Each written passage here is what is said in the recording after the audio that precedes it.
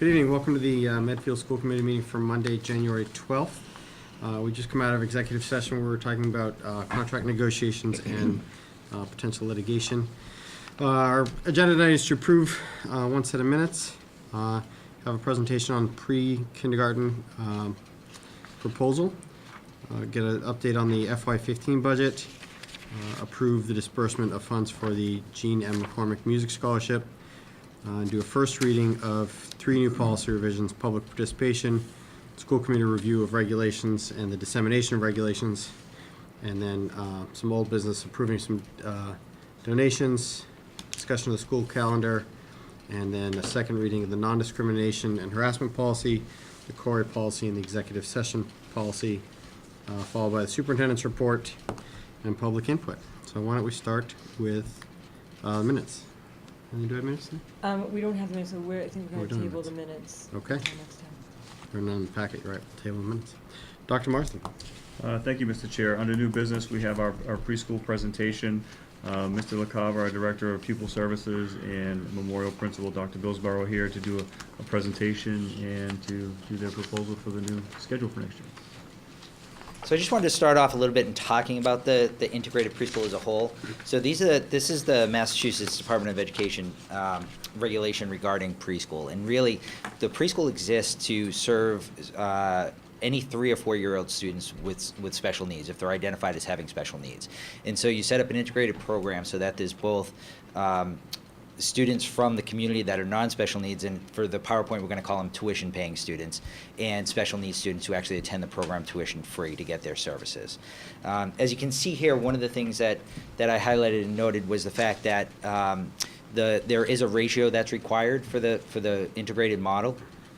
So in any preschool classroom, you can't have any more than 15 tuition-paying students in relation to up to 5 special needs students. And so we have maintained that model over the past several years. We'll obviously maintain it with the new proposal, and as I go through this, it'll show you exactly how many we have. That would fill a classroom up to 20 students. We actually don't go that high. We, although we're allowed to go that high, it's not best practice for the students in the room, so we actually don't go that high, but that is the ratio that we're afforded, 15 to 5. So the current structure and the current staffing, right now we have 2 classrooms. Each classroom is taught by a full-time preschool teacher. Actually, one of the teachers is not quite full-time. She's just under. But there's 2 classrooms. Each classroom is also serviced by 2 aides in each classroom, so there's 4 total for the program. And then what I listed out was all the related service providers that also work with the students in the preschool. So what you would find is that this is a very similar list of service providers that you would find in any building in the district. So the students in the preschool could have very similar needs to any student in the district, and so all of our related service providers also work for the program.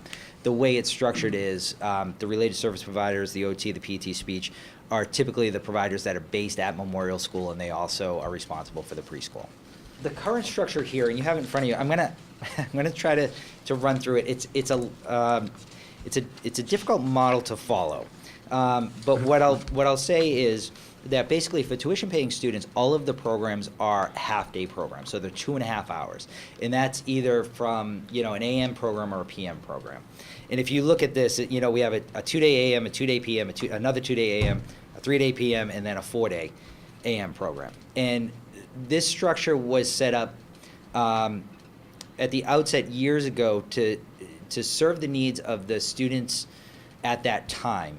And I think also to provide as many sections as possible to try to incorporate as many tuition-paying and typical students as well. What we found over the years is that it became very convoluted, and it actually got a little confusing, to be honest with you, with how it's structured and how to fit all these programs into 2 teachers and what that looks like. And then one of the other things that we're going to talk about is each one of those programs was only 2.5 hours a day, so we didn't have any programs that actually offered anything past the 2.5-hour days.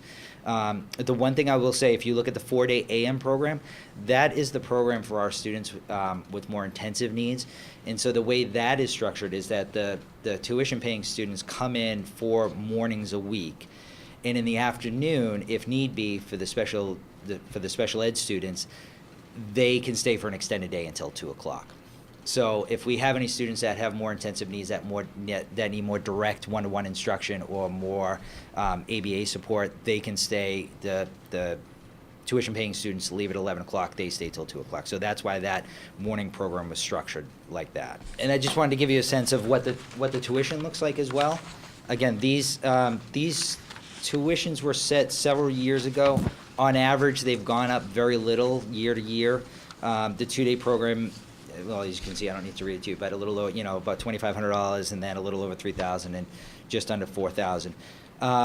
Those numbers in comparison, and we'll get into this a little bit later, to other preschool models around us, public preschools, is average to a little below average compared to what we looked at. In comparison to private preschools, it's way below what's charged for a private preschool. But that structure that tuition structure has been in place for a long time. The increase every year has been minimal over the years. So for the number of students that we can serve right now, because there's 5 sections. So there's the 4 half-day sections, and then there's the one for the longer day session. We actually have 52 tuition-paying slots. And because of that 15-5 ratio that I talked a little bit earlier, what we can serve is we can actually serve up to 27 special ed students within that. And based on the classrooms that are set up now, the average time on learning for a tuition-paying student is 2.5 hours. That was pretty simple math. There's the only programs we offer is 2.5 hours per day, so there was nothing extended beyond that. So that was one of the things that we really wanted to take a look at. We're going to talk a little bit about the extension of full-day kindergarten and preparing the students to move on to full-day kindergarten. We were only offering a very short amount of time for them to come to preschool. So right now we do have those 52 typical tuition-paying slots, and we can serve up to 27 students. I will say just to kind of give a historical perspective on the amount of special ed students that we've had in the past.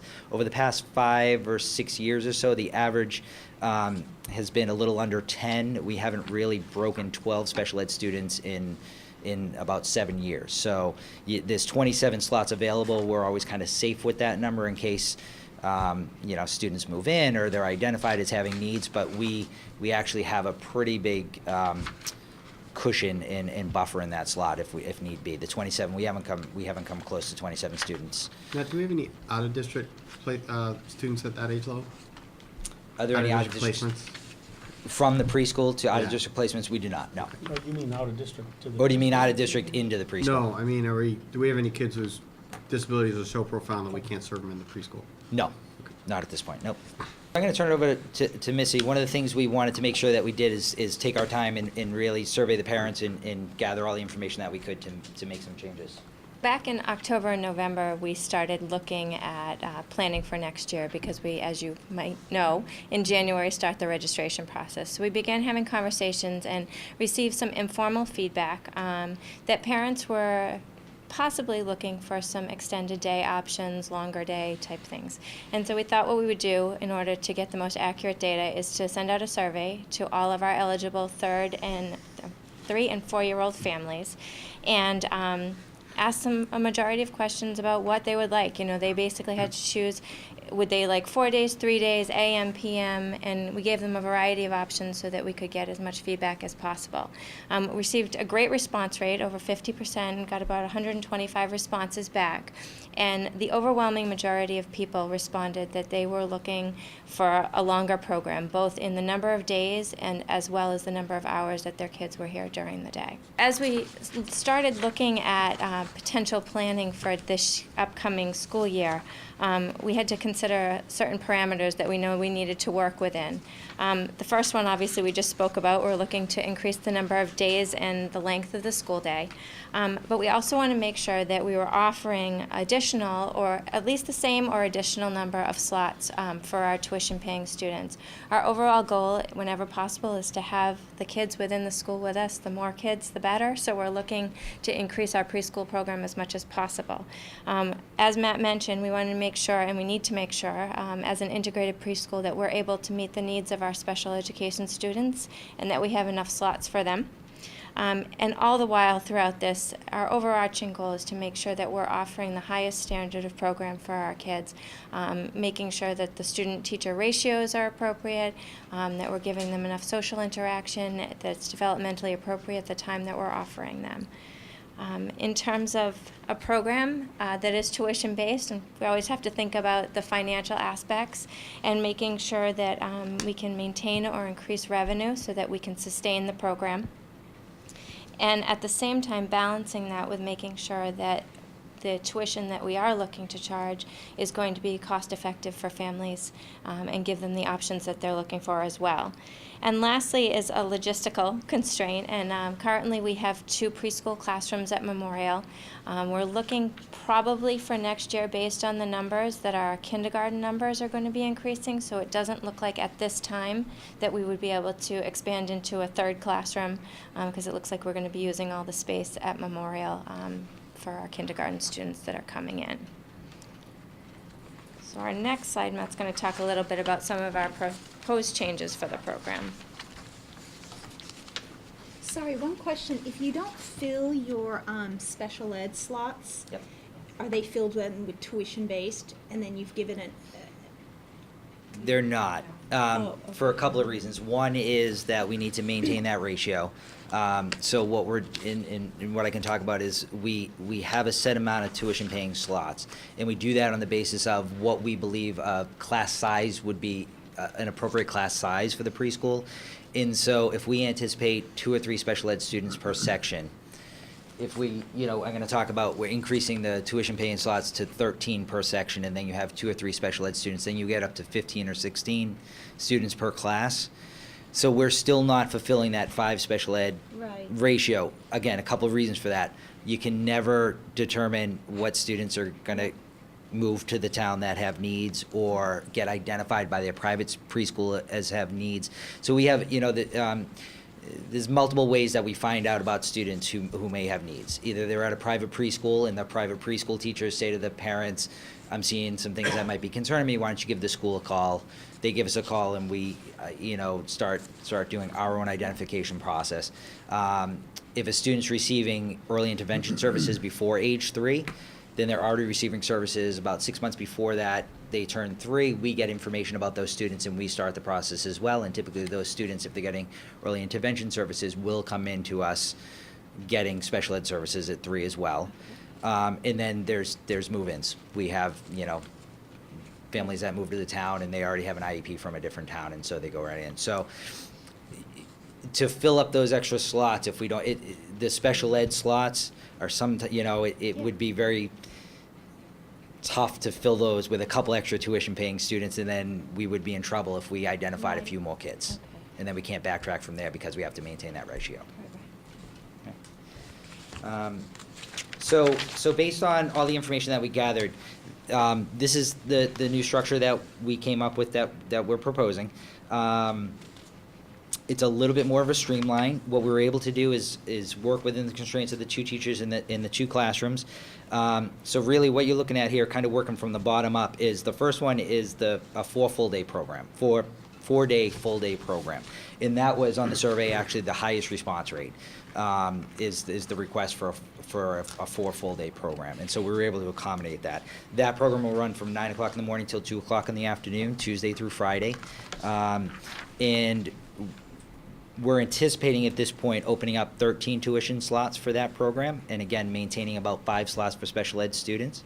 Again, working from the bottom up, because that was a little bit of the preference order in the survey, is a 3 full day program.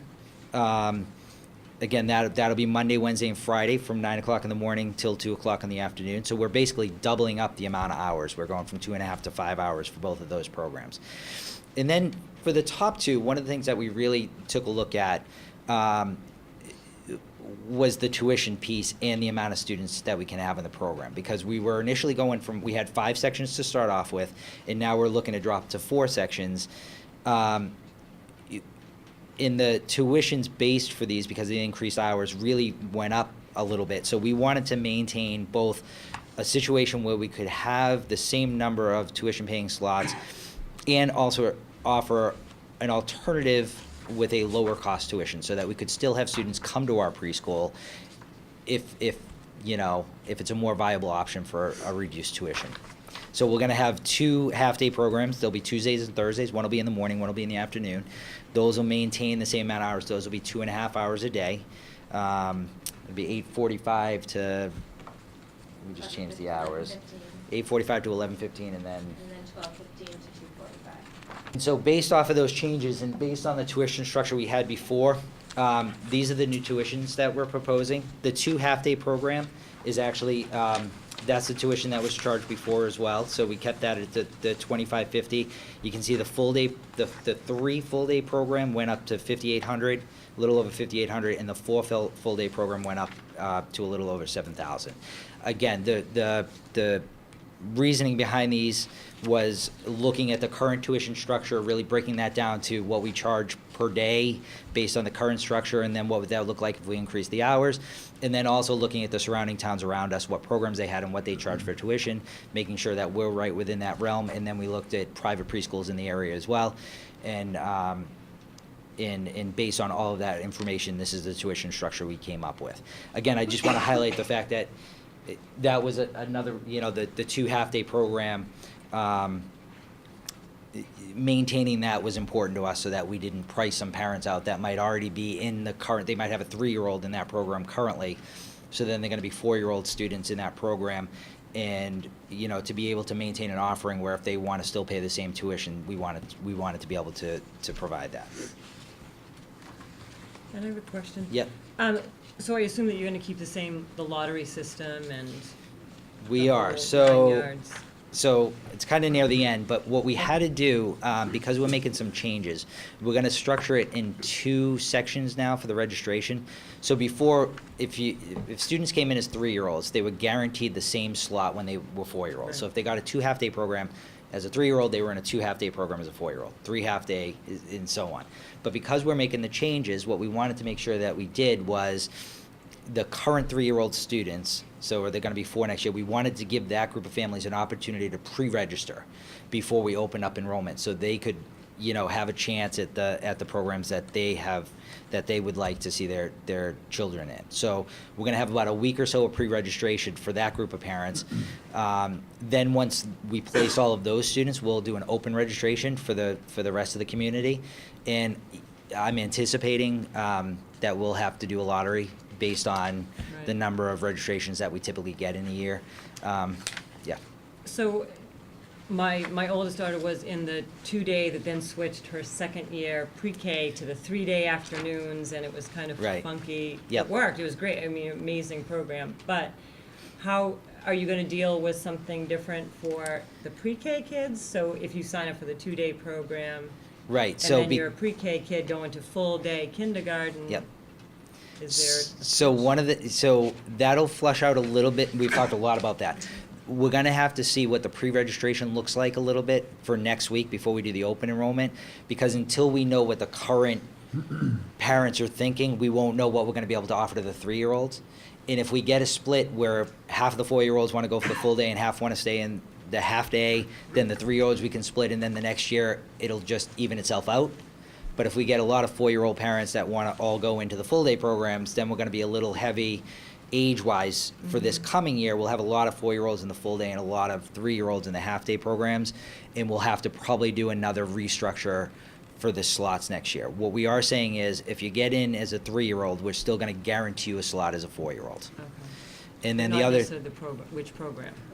Right, not the specific program, but you'll have a slot. And then the other thing with this year is, if students are in, say, a 3 or 4 half-day program right now, we're not gonna have it so anybody decreases the amount of time. Yeah. So that, again, another reason why we're doing that pre-registration, to ensure that somebody isn't in a 4 half-day program and then all of a sudden they get picked for a 2 half-day program as a 4-year-old. We're gonna ensure this year that we're doing that group first, so that they, if people choose that, that's fine, but if they wanna maintain the same amount of time their child is there or increase it, they're gonna be afforded the opportunity to do that. No student will be decreased in time this year if the parents choose that. I'm just curious, how did you arrive at the pricing structure? I know you said you looked at other districts and all. Yep. But like by just doing sort of math of time and Right. straight out time, the 4-day program is like a 25% discount from, Yeah, so basically we took, like if you just look at the 3-day program, so we had a 3 half-day program. When we doubled that, yeah, it was just a doubling out, it was a straight doubling of service hours. We went from 2.5 hours a day to 5 hours a day. So our first step was to take that tuition and just double the tuition. That's not this number. So then when we had that number, that's when we really started to take a look around and break down, you know, what is a reasonable rate compared to what other towns are looking at. What makes sense since we're dropping a section to maintain the revenue that we need to make it a self-sustaining preschool as well, and all those factors went into it. And then what we did is, based on kind of the comparison and looking around, we did actually decrease it. So it's not a straight doubling of what the 3 half-day was. It's backed off of that. Same thing with the 4-day, because we have a 4 half-day program. If you double up the 4 half-day program, that's a higher number than what's so I'm being just presented. curious, but like, what would be the similar 4-day, full-day program in a private preschool cost? Do you have any thought at all, like roughly? Yeah, it was a little tough to assess, only because a lot of the private preschools offer earlier drop-off and later dismissal. But when we broke it down to number, a lot of the private preschools were, you know, about $9,000 to $10,000 for a similar program and up. You know, breaking down the numbers, a lot of them were over $10,000, but again, that was from 7:30 to 4 o'clock, because it offers that extended day. And just to add, Yeah. just having been a parent, gone through it, a lot of parents in the Medfield program would have their kids go 2 days in Medfield, and then And then you pay a somewhere. tuition Yep. to go, you know, multiple other days. So they were going to sometimes 2, sometimes 3 Yep. preschools, Yep. these kids in Medfield, you know, so Yeah. I think if they just look at this cost, it's one thing, but I think not many people, especially if they were in the second year option of only 2 half days, we're only going 2 half days. Right. A Right. lot of them were paying private tuitions in addition to that. Yeah, that's a lot of the feedback. Yep. Yeah, there was a ton of Yeah. that, at least Yeah. when we were there.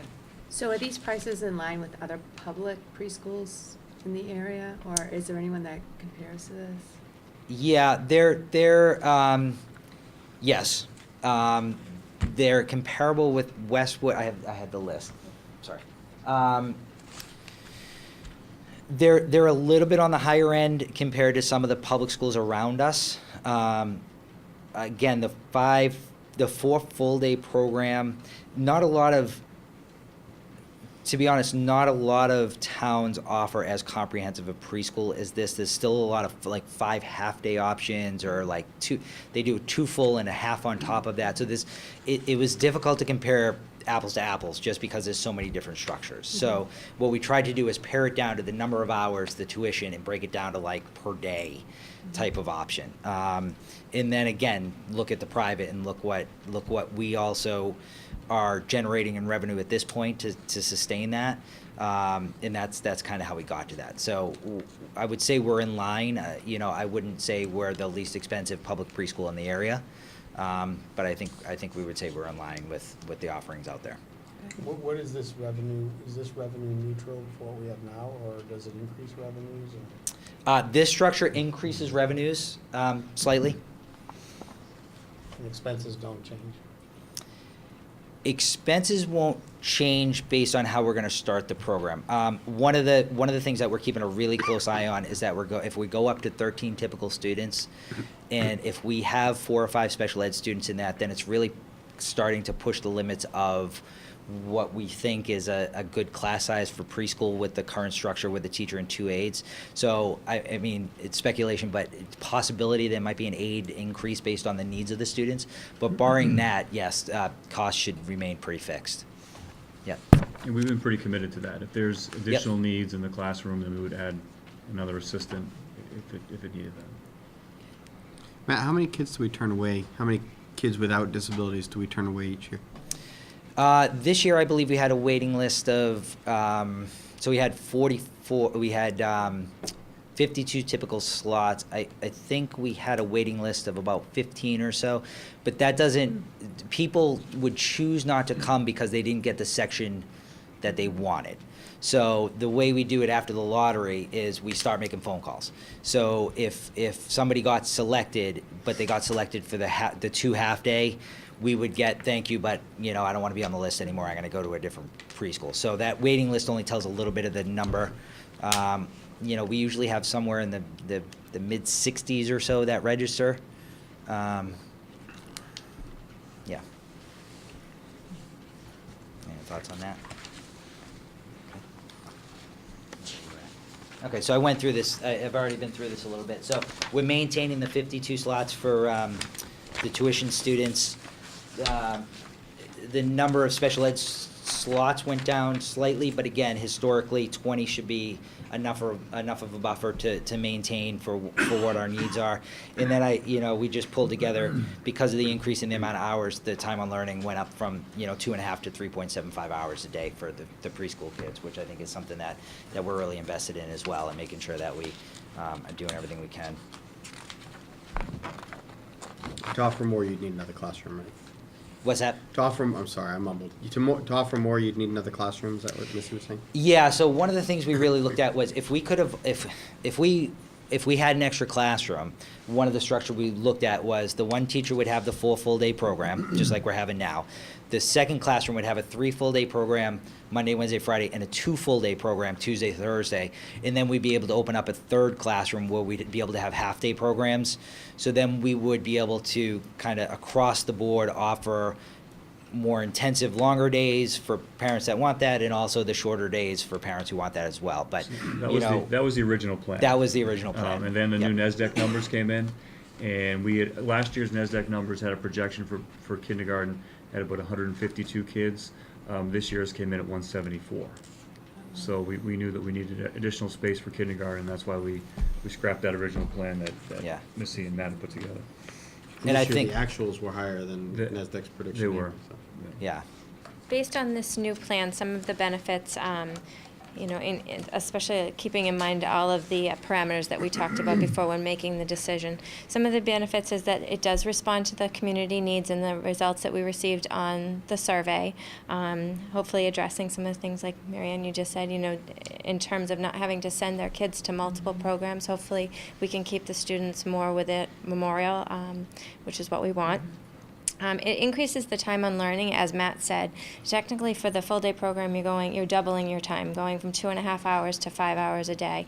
And in keeping in mind that 80% of our kids right now go to full day kindergarten, where they're there for 6 hours a day, I think that's an added benefit. It allows us to have the kids there for longer and prepare them better for the full day kindergarten program or the half day program, whichever they should choose to go to.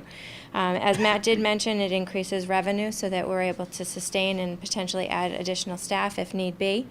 And maintains the equal number of tuition slots, which was extremely important to us. We did not want to have to turn away any kids. In fact, we want to increase it when possible. So that was a very important component that we were able to maintain. And lastly, as it is an integrated preschool, it's most important that we provide it for our special education students. And this model allows us enough slots so that we should be able to do that without any issue whatsoever. The future possibilities actually have already been covered a little bit, but I'll review them anyway.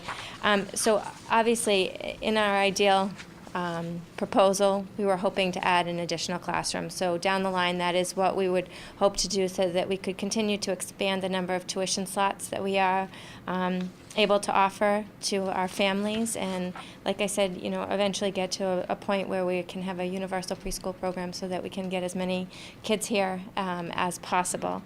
And obviously, in doing so, we would be able to increase the number of full day options as Matt outlined, potentially, a 2 full day, a 3 full day, a 4 full day, and then the half day options as well for those families who choose them.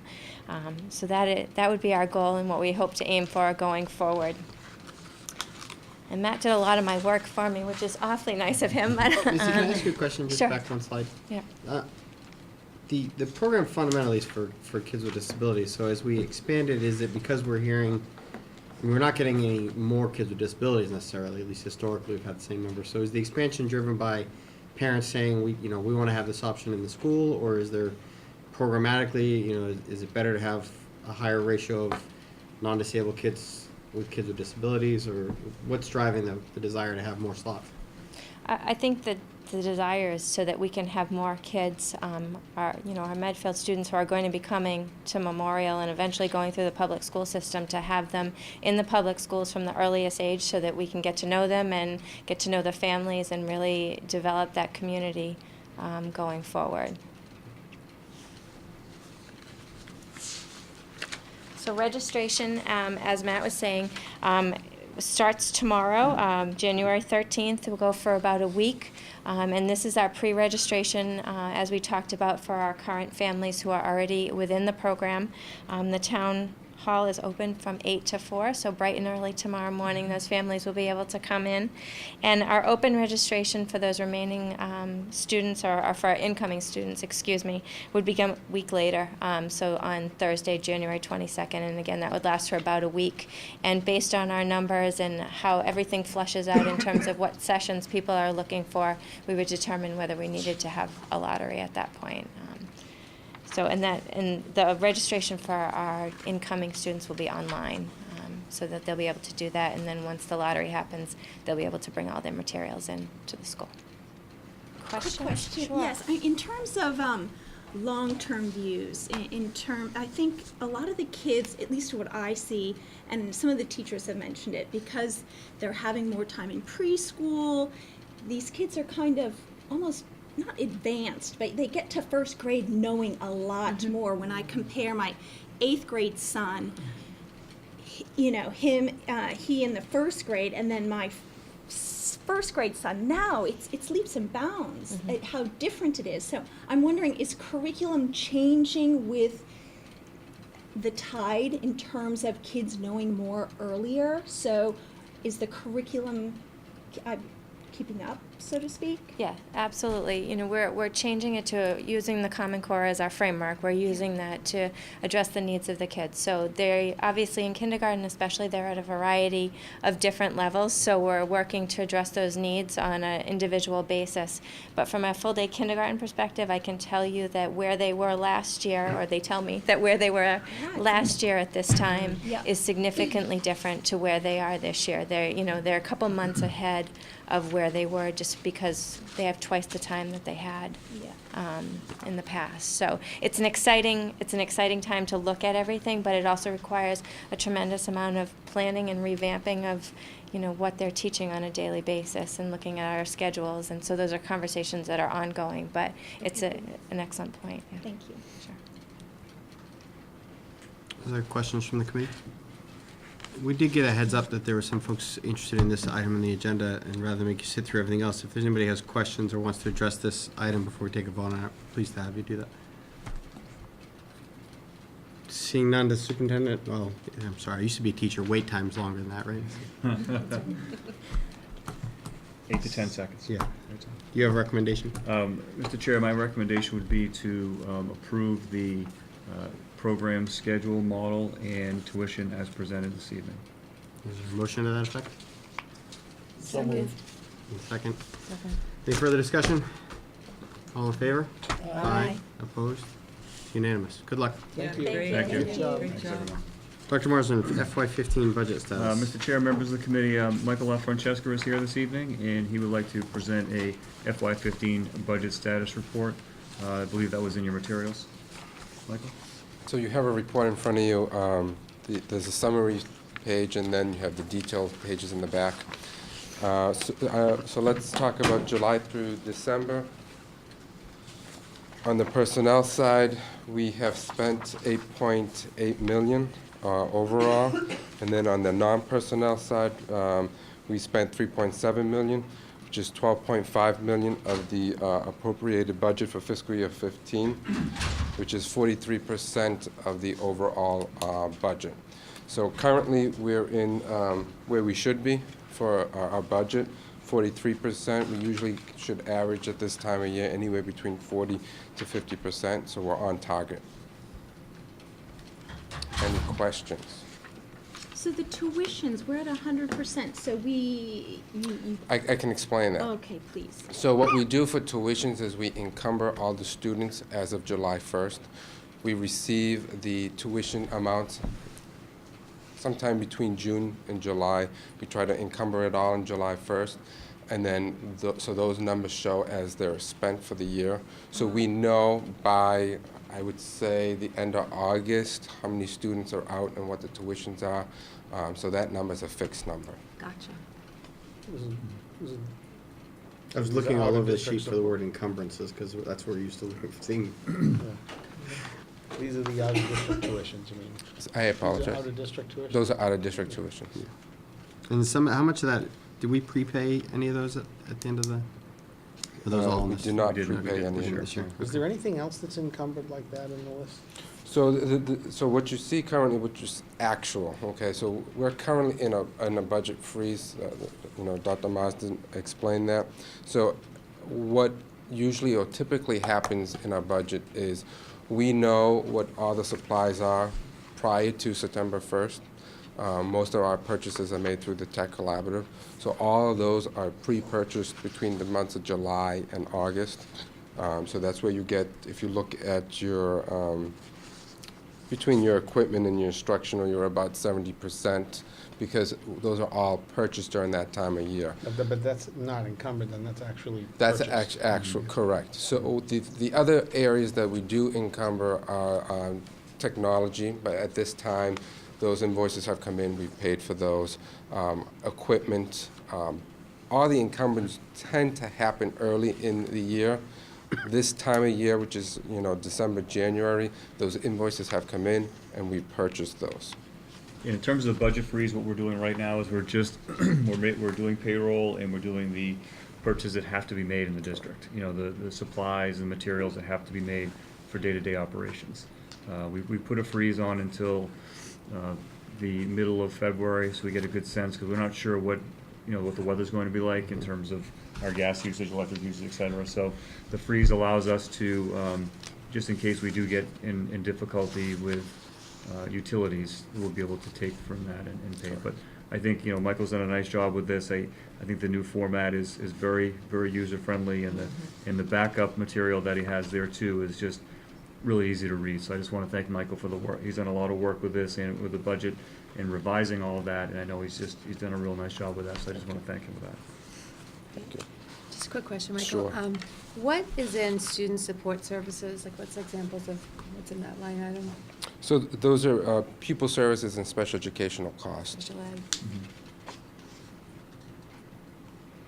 And any reason why actual was so much higher last year than the budget? I wasn't here last year, but what I can assume is that there was transfers made from one area to the other. That's correct. Okay. Yeah, you see all those numbers that are higher, that's all transfers. Okay. What's that? I'm sorry. All Thank set. you, Mike. Thank you. Thank you. Thanks, Thanks, Michael. Mike. Thanks. Thank you. Dr. Marsden, Jean M. McCormick Memorial Music Scholarship. Thank you, Mr. Chair. As you know, that the before scholarships can be given and the funds can be dispersed, that you folks need to vote to approve that. Chris Chen came back right before vacation to give us the paperwork for this. He's doing really, really well at Harvard, but he wants his dough. So, and I don't blame him. So I would ask that you vote to disperse the $5,000 to Chris, and we can get that rolling with the town treasurer. So moved. Second? All in favor? Aye. Opposed? Unanimous. I don't think he probably wants us publicizing his GPA, but he's done very well. He's done very, very well. Congratulations to him. Yeah, he's doing a nice It's not a job. surprise. I'm Not either. surprised, no. Not surprised. The policy revision, this is the first reading of 3 separate policies. Public participation, which is policy BEDH, school committee review of regulations, which is policy CHB, and dissemination of regulations, which is policy CHC. These were all reviewed by our attorneys and also by our subcommittee, school committee subcommittee, of policy subcommittee. And I just have some recommendations that our attorney sent us that I'd like to just share with the committee about those 3, if I may, Mr. Chair. The first one, BEDH, which is public participation. We had a long discussion with this in the subcommittee because as it's written right now, the policy says that the public can speak before every single vote.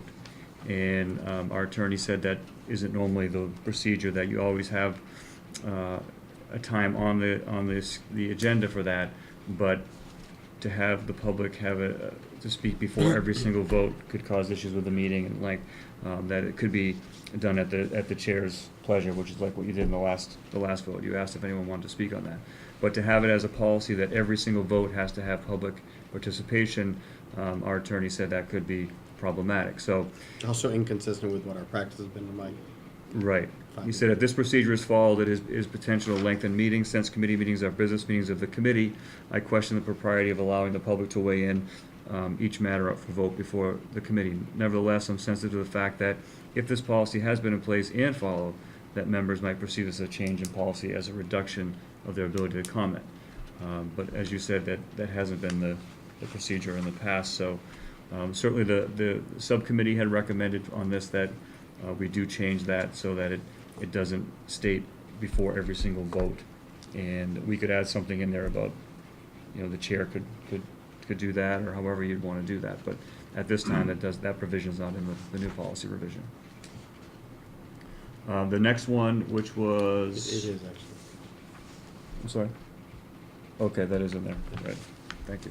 So what we do now is we allow the public to speak at the end. So where are we giving the right for the public to voice? So this is, as I understand it, this is basically taking what our current policy has, or procedure has been, Yeah. since all of us have been on the committee, and adopting our policy, which was different, to meet what our practice is. Right. Yeah. And it has always been that we set aside space on the agenda for public input. I think we're the only board in town that does that.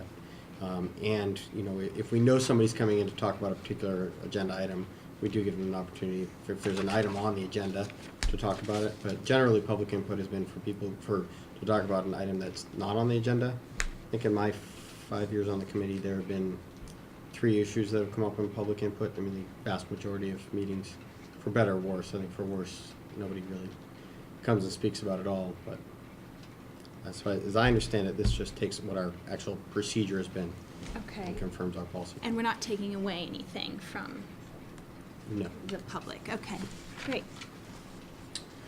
Policy CHB, which is the school committee review of regulations. This is from Andy. In my experience, regulations of this type do not exist and are not issued by administrative staff. I have never seen administrative regulations in Medfield and question whether they exist. They don't. If they do not, the committee may want to consider deleting the first portion of this policy. In the second part of the policy, I've amended the language to state that the superintendent is required to publish the district's policies pertaining to conduct of teachers and students, which is in the handbooks.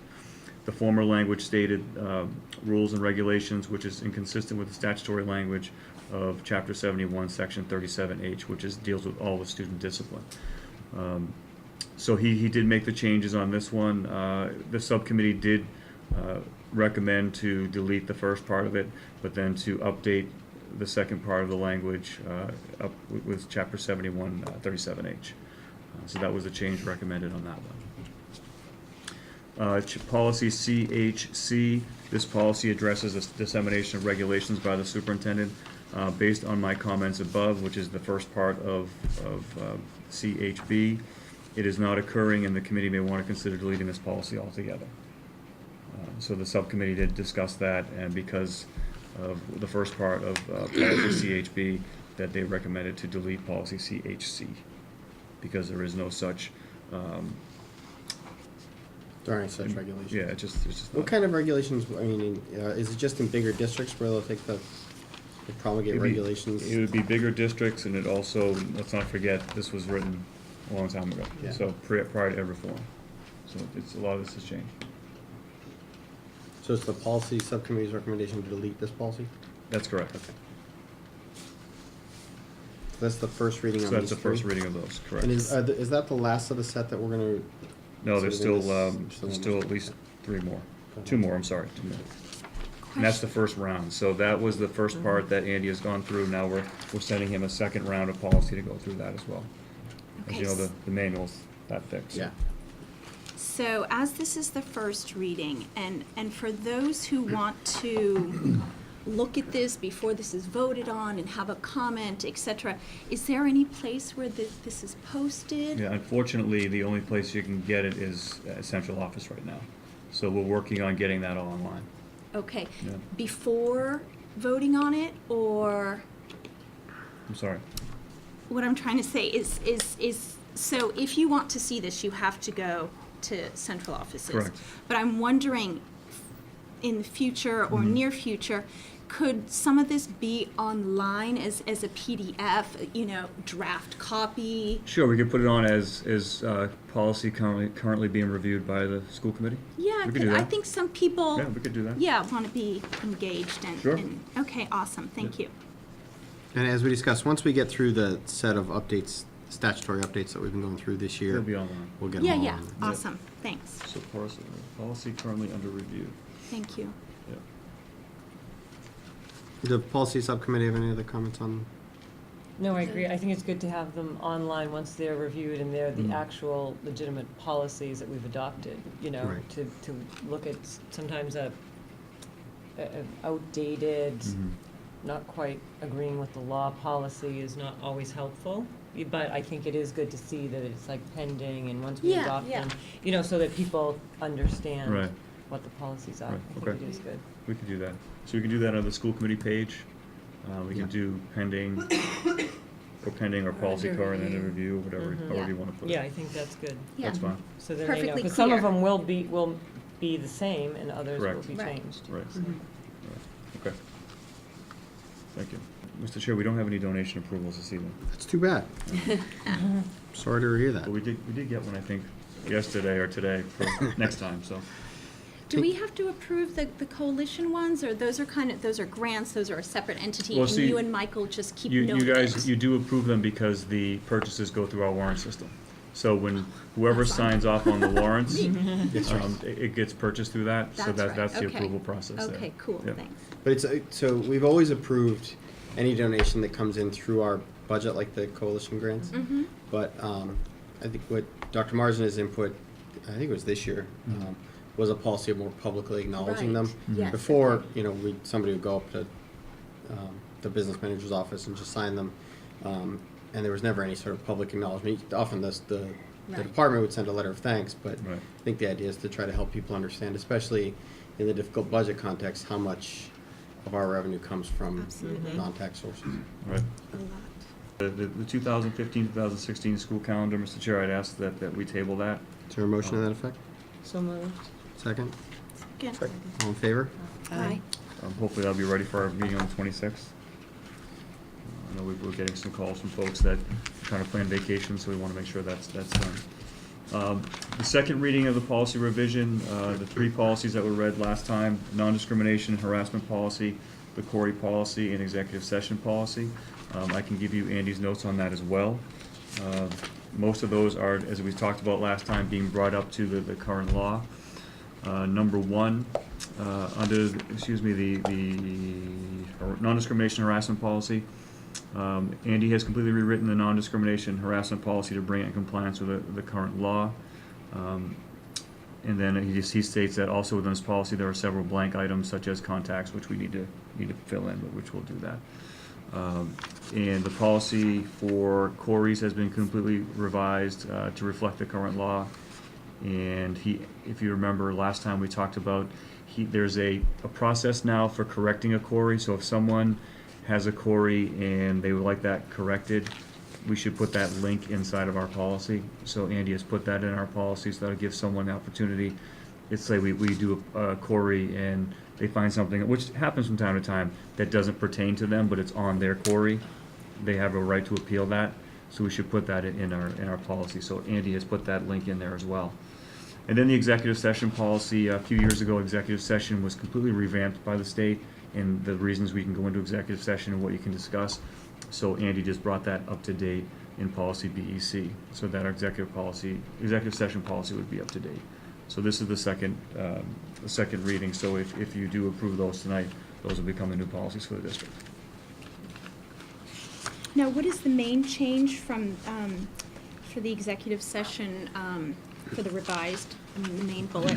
There was a lot more. So there was a case I want to say 6 or 7 years ago, in which it was an open meeting violation in another community, and it really put the spotlight on why folks go into executive session.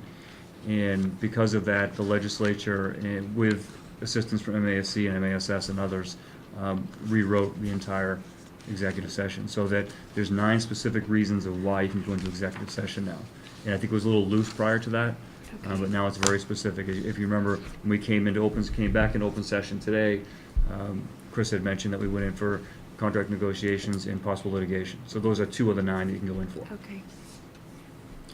The reasons have not really changed. If you look at the existing just policy tighter. versus the revised Yeah, policy, yeah. it's tighter and makes it more clear. What I think is made more clear is I actually have done a great deal of studying the open meeting law, and the executive session provisions are part of that. What's really expanded on the revised policy is the rights of staff members to be present when their performance is being discussed.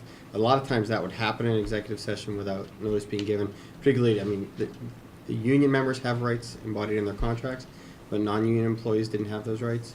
So that was happening a lot in districts. So that's a bit, I think, the lion's share of what's happened. If you look at the actual language changes, the 9 reasons you can go into executive session haven't changed, but there are sub-bullets under each of them to ensure that particularly individuals who are being discussed in executive session have rights to know about it in advance and to be present or be represented. And they have the option of having it set in open session as opposed to executive session. So if there's an issue with an employee that is being discussed in executive session and we notify the employee, they have the right to have that be discussed in open session. In fact, there was a principal, a superintendent recently Right. insisted on that. Why don't we take these one at a time? Is there a motion, a recommendation by the policy subcommittee with respect to the non-discrimination and harassment policy? So moved. Second? All in favor? Aye. Aye. This is adopted as amended. Okay. Is there a motion with respect to the quarry policy to adopt the changes recommended by the subcommittee? So moved. Is there a second? Second. All in favor? Aye. Unanimous. And is there a motion to adopt the recommended changes to the executive session policy? So moved. Is there a second? Second. All in favor? Aye. Aye. Thank you. So we'll get the revised copies out to you, and then we'll put them in the master book as well, so we have that. So thank you. And like I said, we have at least 2 coming in on the 26th. There may be more, depending on if Andy gets back to us. I'm trying to space them out into three a meeting if we can. So thank you on that. Superintendent's report.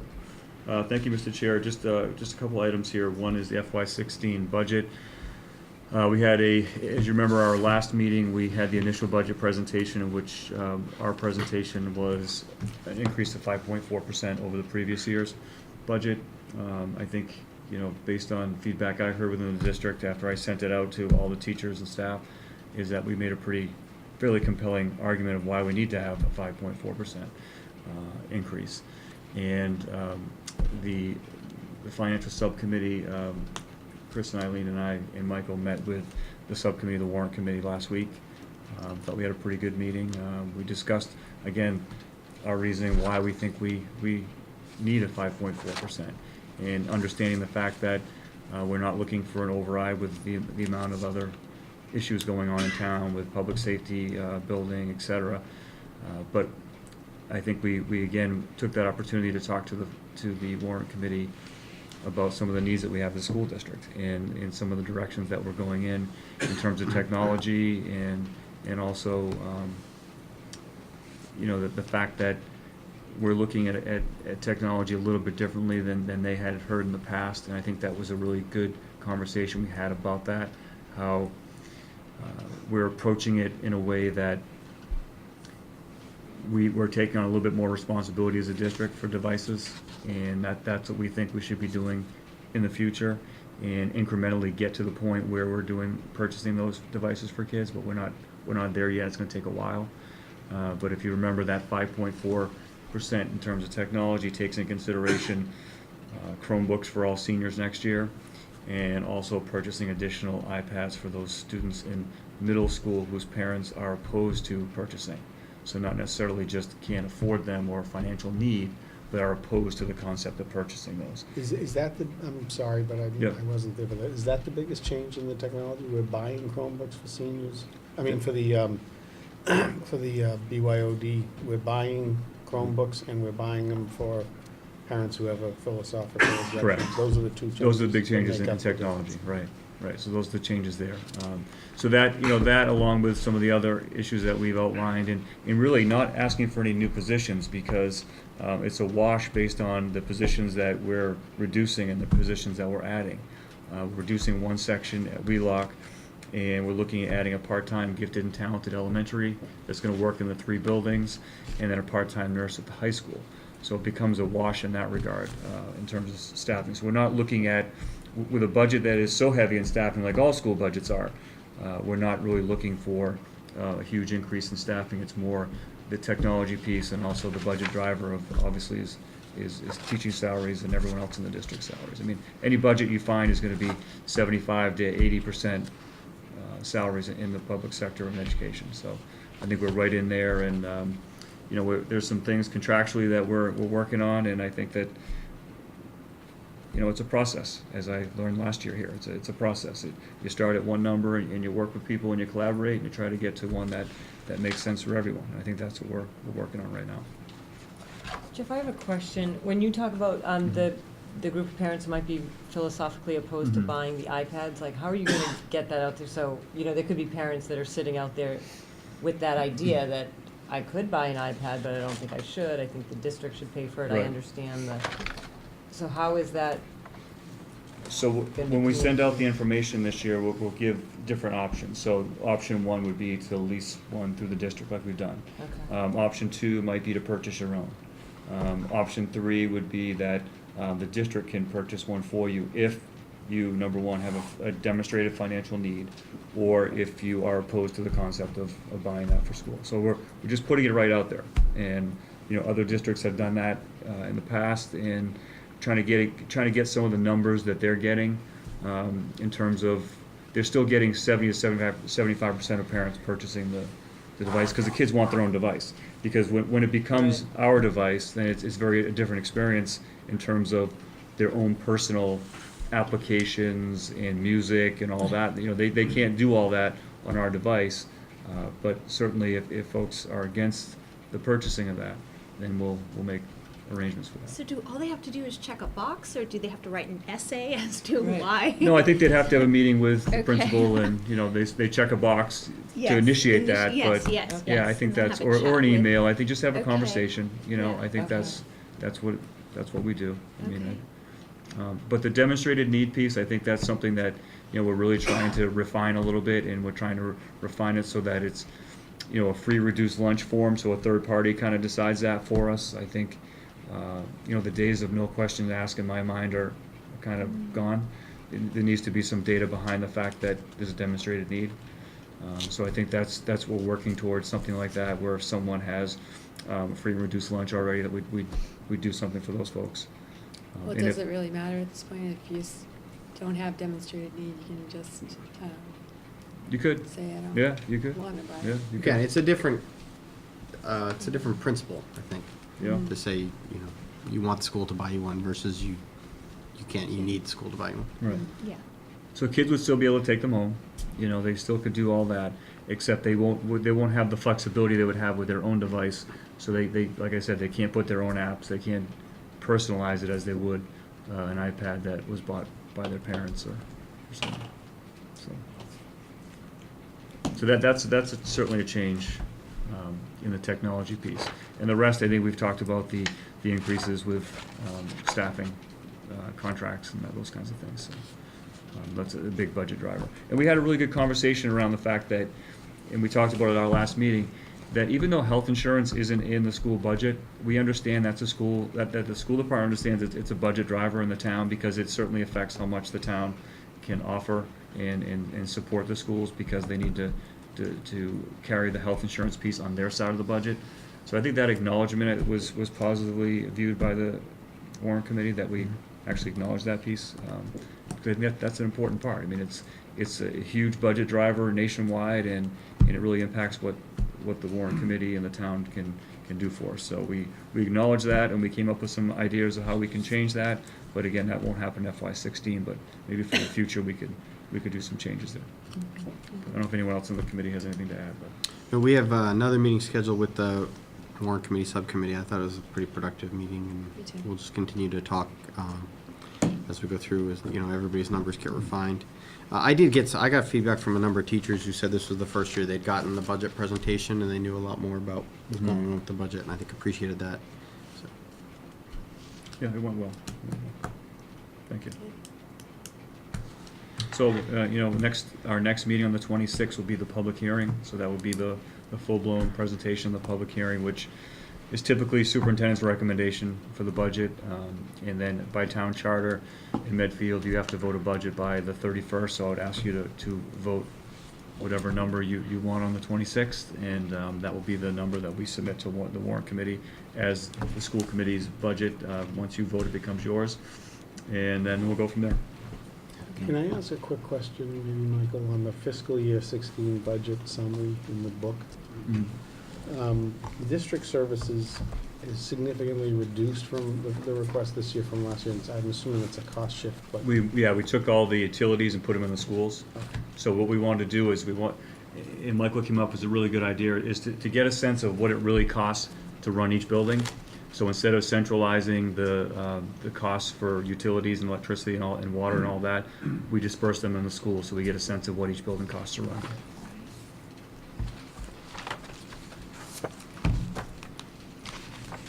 Any other questions on 16? study up. It'll be a quiz. Yeah, study up is right. Mr. Chair, in terms of district recognition, just a few things. I just wanted to thank our jazz band who came right before Christmas to play at Town Hall. Unfortunately, I was judging the Golden Shoes dance contest at the high school, so I missed their performance, but as Michael can attest and Francine can attest, it was a wonderful performance. So I want to thank those kids for doing that. Our sports teams have been playing really well. I got to 2 hockey games last week and a basketball game, and our kids are doing really, really well. It's just so impressive to see, like all our programs, such a small high school, relatively speaking, just doing well in so many outside activities. So that was great. I just want to highlight something at Blake too. The MLK Service Day is coming up this Monday, and there's going to be a blood drive there. So I just wanted to kind of put that out for the community. If anyone, Do you know what the hours of the blood drive are? I don't know what the hours of the blood drive. I can check that. That's right. No, I have an email at home. But I got a chance to go to the service day last year on MLK Day, and to see, I think it was 75 middle school kids just all together doing just great stuff for the community. It was just a really nice thing to see. So I'm happy that Blake is doing that again, and I'm sure there'll be a great response in the blood drive. So I just want to thank them for doing that. That's all I have, Mr. Chair. Great. This is the section we've set aside for public input.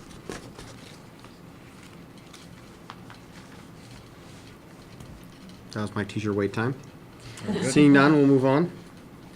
At the next meeting, we are going to talk about actually, we'll have a public hearing on the FY16 budget. That is to say, we'll open it to public comment, and then we will have to vote it. We will vote the school calendar at the next meeting, and we'll get an update on the boiler replacement. Tim, do you want to give a quick update on, we've got a meeting tomorrow on...